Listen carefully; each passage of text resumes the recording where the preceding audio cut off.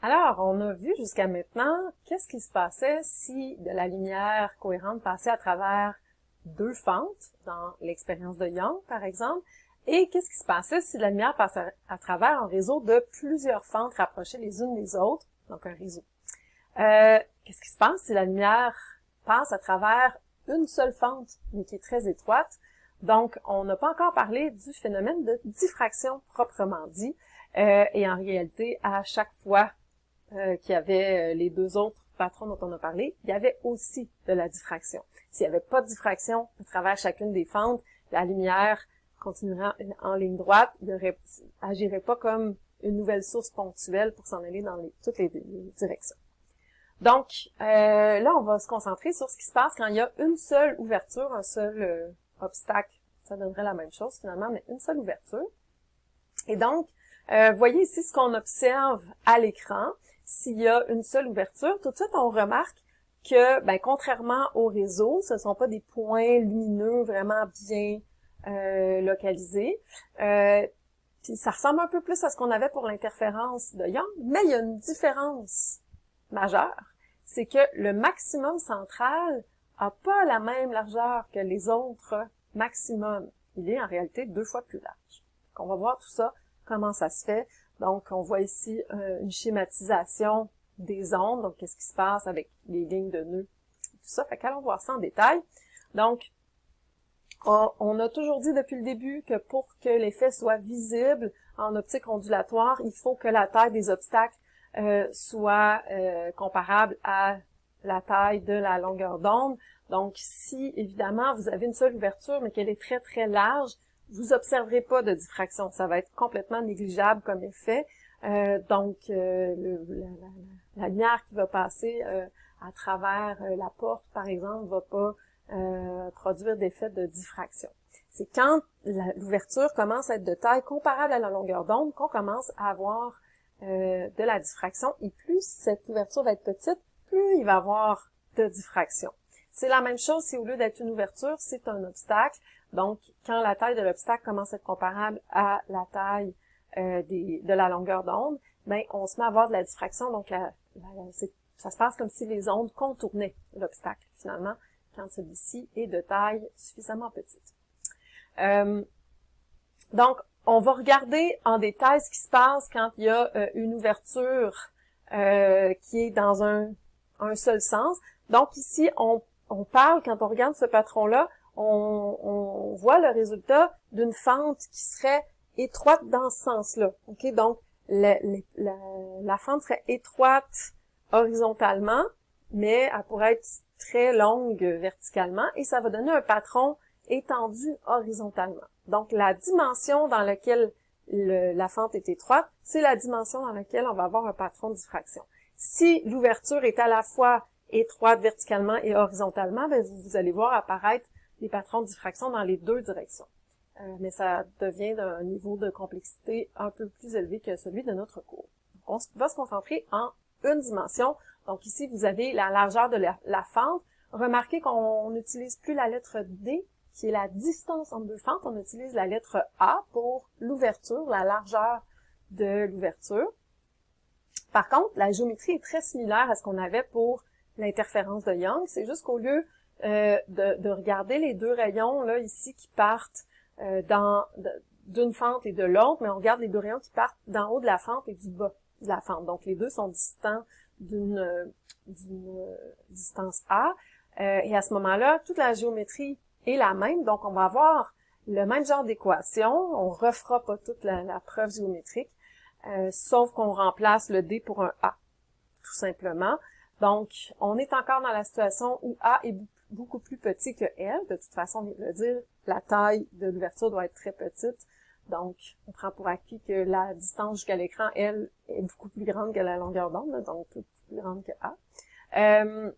Et encore une fois, si jamais on a Y beaucoup plus petit que L, on pourra faire le même genre d'approximation avec sin et tangente qu'on a fait dans l'interférence de Young. Mais là, notre question, c'est pour quelle différence de marche est-ce qu'on va avoir de l'interférence constructive ou destructive? C'est ça qui va être différent avec le patron de diffraction. comparativement au patron d'interférence de Young.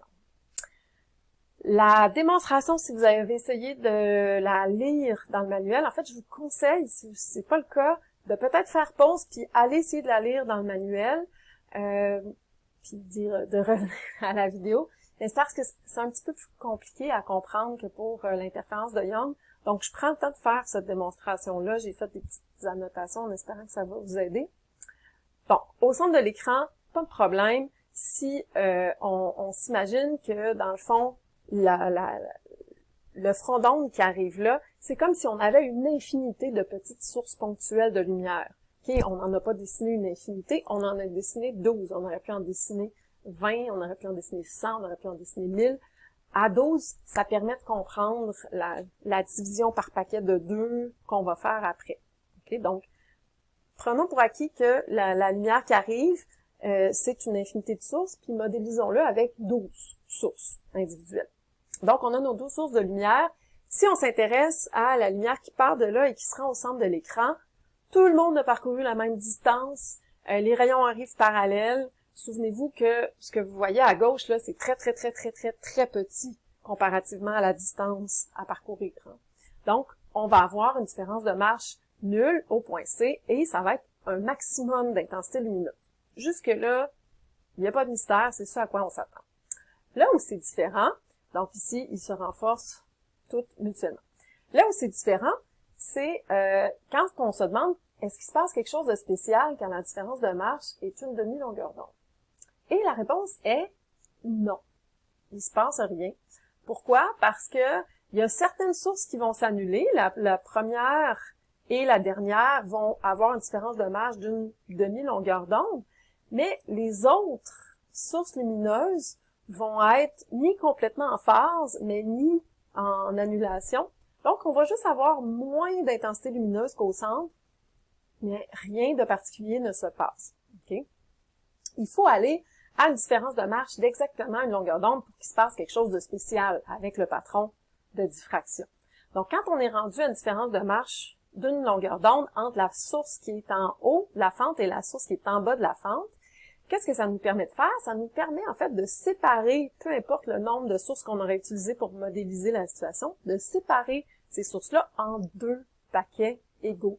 Et à la moitié, la différence de marche entre la source d'en haut et la source qui commence le 2e paquet, si on veut, va être exactement une demi-longueur d'onde. Ce qui fait que la première du premier paquet et la première du 2e paquet vont s'annuler entre elles. La deuxième et la deuxième s'annuler entre elles. La troisième et la troisième s'annuler entre elles. Et ainsi de suite. Parce que pour toutes ces paires d'ondes, vous aurez une différence de marche d'exactement une demi-longueur d'onde. Donc, elles vont toutes s'annuler 2 par 2 et on va avoir un minimum de luminosité à cet endroit-là. Si on continue, quand on est rendu à une différence de marche de 3 demi-longueurs d'onde, est-ce qu'il se passe quelque chose de particulier?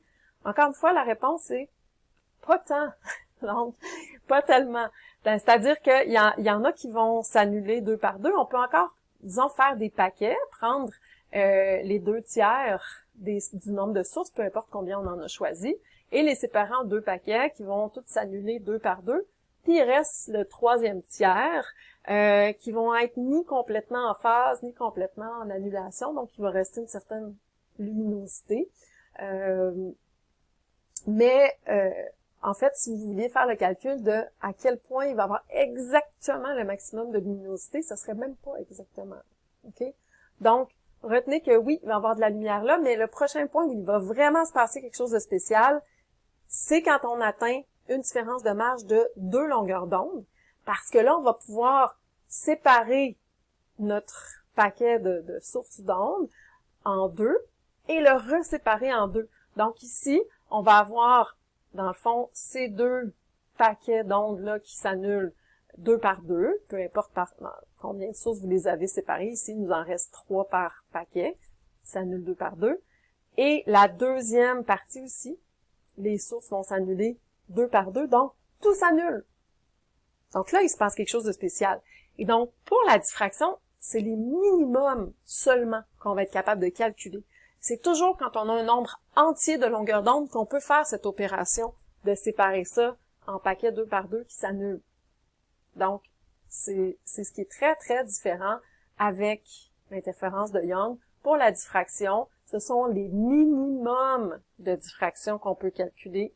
Quand on a un nombre entier de longueur d'onde, de différence de marche entre le rayon qui part du haut de la fente et le rayon qui part du bas de la fente, bien en fait, ils vont s'annuler. Tout va s'annuler. On peut séparer ça en 2 paquets, ils vont s'annuler 2 par 2. Et donc, ça va être des minimums d'intensité.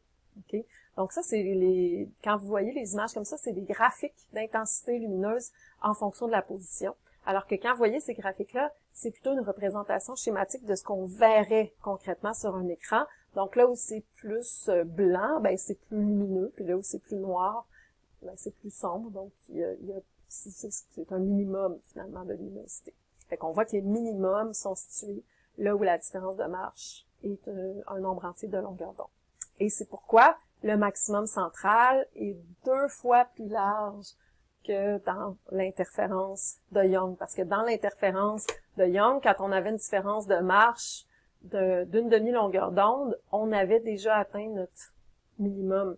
Alors que pour la diffraction, ben il faut atteindre le double. Il faut atteindre une différence de marche d'une longueur d'onde complète pour avoir notre premier minimum.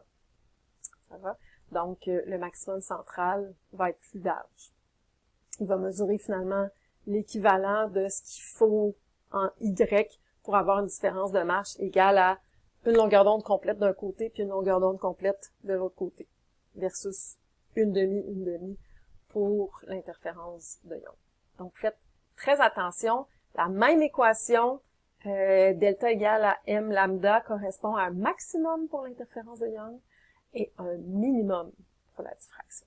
Fait que, gros drapeau, attention. Encore une fois, j'ai dû scinder la vidéo en 2 ici, donc la suite dans une autre vidéo.